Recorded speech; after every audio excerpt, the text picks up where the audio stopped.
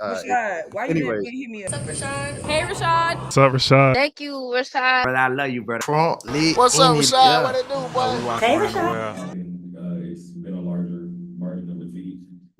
As you guys have all been playing for this season, kind of like more difficult to figure out how the season's going to go. I mean, we just want to give them credit. They're a really good team. They pass the ball really well, and when a team is clicking and passing the ball really fast, it's kind of hard to keep up. And I think we were just reactionary from the start. I think it was a different story if we were dictating on defense and doing more physical. Basically, what they did to us, we needed to do to them. They really did our jobs. And back-to-back wins prior to today's outcome, rather. Has it been difficult, obviously, to gain traction this year? But the way that I kind of like it is almost like trying to drive on like spare tires. It seems like every time you guys kind of get something going, it seems like you guys are kind of brought to a screeching halt. Has that kind of been the feel in the locker room? Have you guys felt like we just haven't been able to get over that edge? What is the angle? I think it's just part of the season that we're in.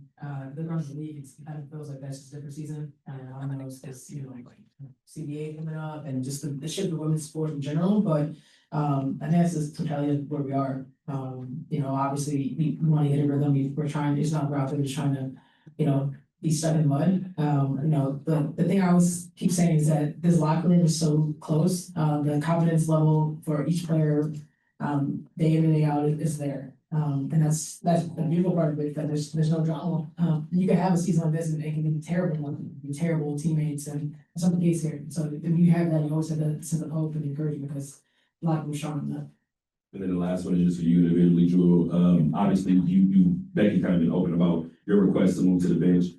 You come out today, obviously kind of get going in that first quarter. You kind of had two of the last three games, you kind of had that quick start. What has moving to the bench allowed you to do? Has it allowed you to play more free? Has it allowed you to not think as much? What's been the difference? I know, I just want to help my team do where I can. Whether I'm starting, come off the bench, playing 2 minutes, playing 30 minutes, whatever that looks like. Like it's never about me, it's about the team. And so for me trying to get in there, I'm just trying to do what's right. Play good basketball the best way we can with the ball. I think there's a purity in playing basketball like the right way. And so that's what I try to do when I come in. And it's been really fun. And I don't take this game for granted at all. I just want to give Jewell a shout out because she works hard so like every single day, and she's extremely unselfish, whether she goes in and goes in for a couple minutes or goes in for 40 minutes, she's always going to give her best.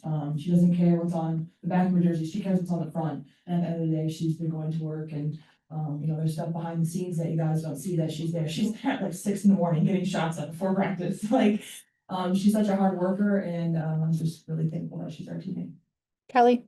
For either player again, I was just wondering if you could talk us through maybe what the conversation was, or like how you guys went through halftime, because the deficit was already pretty large at that point. Like, I guess maybe who was the most vocal? Was it like Becky, or what exactly did that look like?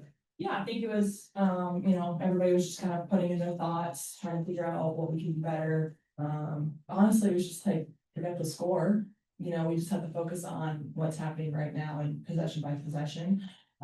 Just the effort and trying hard no matter what happens, because we couldn't look at the score at that point. We just had to focus on what was in front of us, and that was the next 20 minutes. So it was just kind of like a team effort of getting thoughts.